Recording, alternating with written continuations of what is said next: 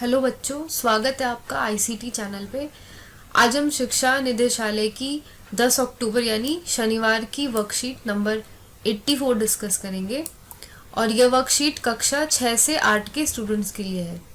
पर शुरू करने से पहले अगर आप चैनल पे नए हैं तो चैनल को ज़रूर सब्सक्राइब करें और इसके साथ ही बेल आइकन भी दबा दें ताकि चैनल पे आने वाली सारी वीडियोस के नोटिफिकेशन आपको सबसे पहले मिल जाए।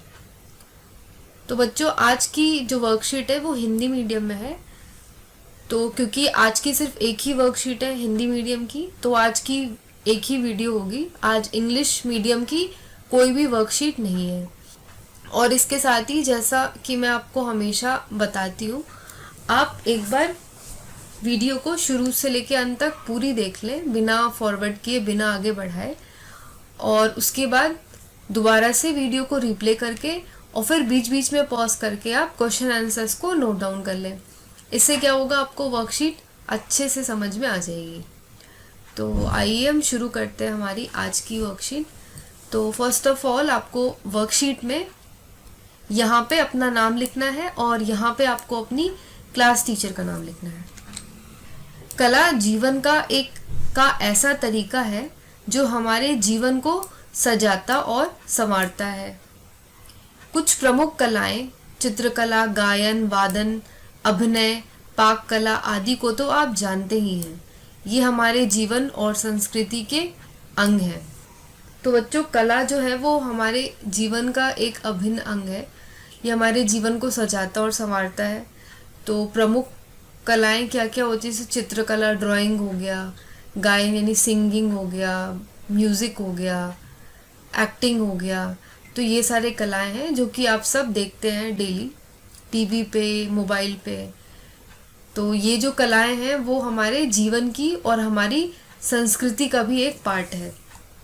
चित्रकला हमारे जीवन और मन को रंगीन बनाता है। तो नृत्य कला अभ्यास और मनोरंजन का तरीका है। तो चित्रकला जो है वो क्या होता है, वो हमारे जीवन और मन को रंगीन बनाता है। और नृत्य कला से यानी डांस से हम प्रैक्टिस और एंटरटेनमेंट करते हैं। भोजन पकाने की कला का प्रयोग आपकी माँ रसोई में करती है। इसके न रहने पर आपका जीवन स्वादहीन हो जाएगा। तो आपकी जो माँ है वो भी भोजन बनाने की कला का प्रयोग करती है डेली, और अगर ये कला ना हो उनके पास तो आपका जीवन जो है वो स्वादहीन हो जाएगा यानी टेस्टलेस हो जाएगा। ज्ञान और विज्ञान ने जहाँ हमारे जीवन को सुविधाजनक बनाया है और प्रगति की राह पर चलना सिखाया है, वहीं पर कलाओं ने हमारे जीवन को सुंदर बनाया है।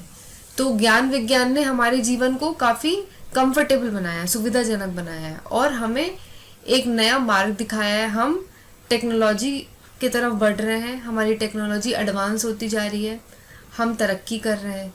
तो ज्ञान विज्ञान ने हमें ये सब दिया है। और कला ने क्या दिया, कला ने हमारे जीवन को और सुंदर बना दिया और सजा दिया है। प्राचीन काल से ही 64 प्रकार की कलाएं बताई जाती हैं। कुछ कलाएं जानना मनुष्य की सभ्यता, संस्कृति और चरित्र के विकास के लिए आवश्यक है। आप जाने अनजाने में बहुत सी कलाओं का प्रयोग करते हैं। जब शरीर और मन थकता है तो संगीत हमारे थकान को मिटाता है। जब लोग प्रसन्न होते हैं तो गुनगुनाने या नृत्य करने लगते हैं। यह मनुष्य का सहज स्वभाव है। आप भी विचार कीजिए कि आपकी किस कला में रुचि है। यदि आप कुछ गाते हैं तो उसे रिकॉर्ड करके अपने स्कूल के ग्रुप पर भेजिए। आपके स्कूल, पड़ोस या घर में जो भी आपके विचार से अच्छा चित्र बनाते, गाते, वादन, नृत्य आदि करते हैं, उनकी भी सूची बनाएं। तो बच्चों, प्राचीन काल से कितने प्रकार की कलाएं बताई जाती हैं? 64 प्रकार की कलाएं बताई जाती हैं कि पहले प्राचीन काल में 64 प्रकार की कलाएं होती थी। तो ये सब कलाएं जो वो क्या दर्शाती हैं, वो उस टाइम मनुष्य की जो भी संस्कृति थी, जो भी उनकी सभ्यता थी, उसके बारे में वो हमें बताती हैं। तो हम जाने अनजाने में बहुत सी कलाओं का प्रयोग करते हैं। जैसे कि जब हमारा मन थकता है तो हम क्या करते हैं, हम संगीत सुन करके अपनी थकान को मिटाते हैं। जब हम बोर हो जाते हैं तो भी हम संगीत सुनते हैं, म्यूजिक सुनते हैं और हमारी बोरियत दूर हो जाती है। जब लोग प्रसन्न होते हैं तो क्या गुनगुनाने लगते हैं, कोई गाना गाने लगते हैं मन में, या फिर नृत्य करने लगते हैं। तो वो भी एक कला है, वो भी एक भाव व्यक्त करने का माध्यम है। तो ये सब जो कलाएं हैं वो मनुष्य का जो भी सहज स्वभाव है उसके बारे में बताती हैं। तो आपकी किस कला में रुचि है आप ये भी सोचिए। आपकी कोई ऐसी कला होगी जिसमें आपका मन लगता होगा, आपको इंटरेस्ट होगा, जैसे आपको गाने में इंटरेस्ट है, या फिर आपको नृत्य करने में इंटरेस्ट है, या फिर आपको चित्र बनाने में इंटरेस्ट है। तो अगर आप गाने में रुचि कर रखते हैं तो आप कोई गाना रिकॉर्ड करके ग्रुप में भेजिए, या फिर आपके आस पड़ोस में, घर में, स्कूल में अगर कोई ऐसा है जो बहुत अच्छा गाता है या बहुत अच्छा चित्र बनाता है तो उसकी भी आप सूची बनाएंगे। तो आइए अब हम क्वेश्चन आंसर देखते हैं। संगीत में गायन और वादन दो प्रकार की कलाएं हैं। इनमें से आपको क्या अच्छा लगता है और क्यों अच्छा लगता है लिखिए। तो गायन यानी कि गाना और वादन यानी कि बजाना। तो बहुत लोग ऐसे होते हैं जो गाते हैं और बहुत लोग ऐसे होते हैं जो बजाते हैं, यानी वो म्यूजिक बजाते हैं। तो आपको बताना है कि इन दोनों में से आपको क्या अच्छा लगता है और वो आपको क्यों अच्छा लगता है। मुझे गायन पसंद है क्योंकि गायन के द्वारा मेरे मन को शांति और खुशी का एहसास होता है और मेरी थकान दूर होती है। तो यहाँ पे मुझे गायन बहुत पसंद है क्योंकि मैं जब भी मेरा मन थोड़ा अशांत होता है या उदास होता है तो गाना गाने से मेरे मन को काफ़ी शांति मिलती है और प्रसन्नता का भी एहसास होता है और साथ ही साथ थकान भी दूर हो जाती है। अगला क्वेश्चन है, कलाओं के क्षेत्र में सम्मान और करियर बन सकता है। लता मंगेशकर को आज दुनिया जानती है। उस्ताद बिस्मिल्लाह खां को कौन भूल सकता है, ये भारत रत्न है।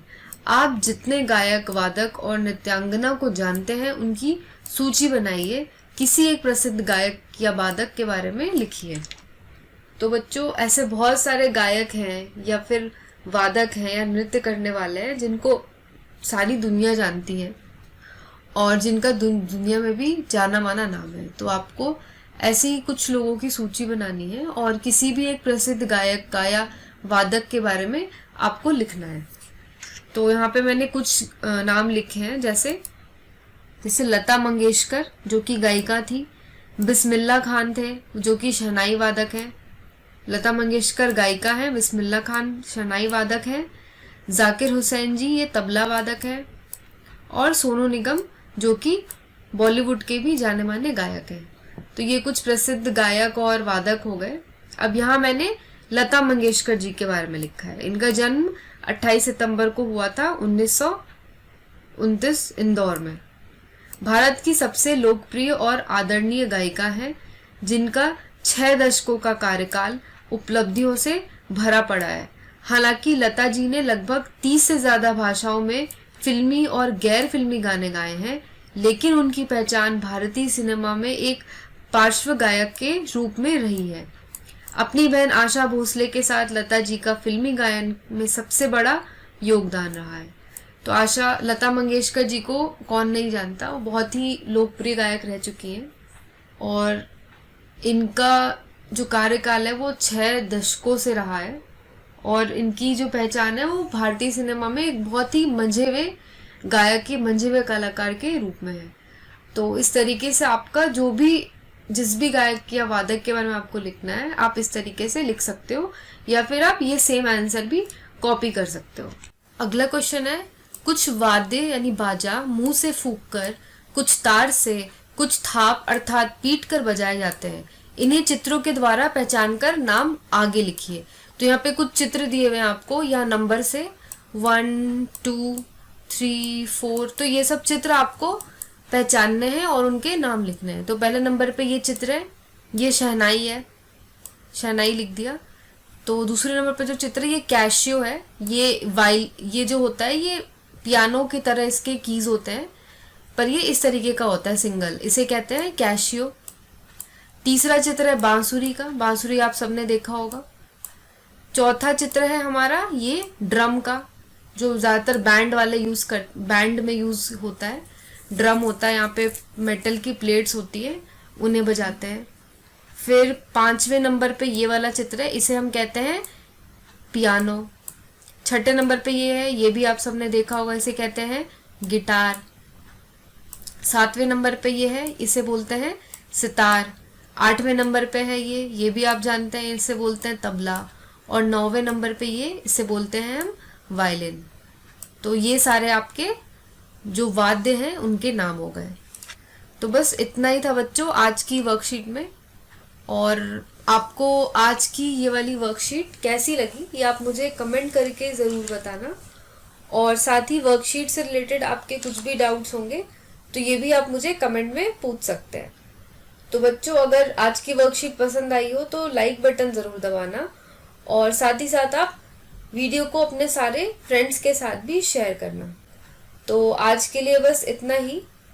मैं मिलूंगी आपको अगली वर्कशीट के साथ। तो तब तक के लिए take care, stay safe and have a nice day.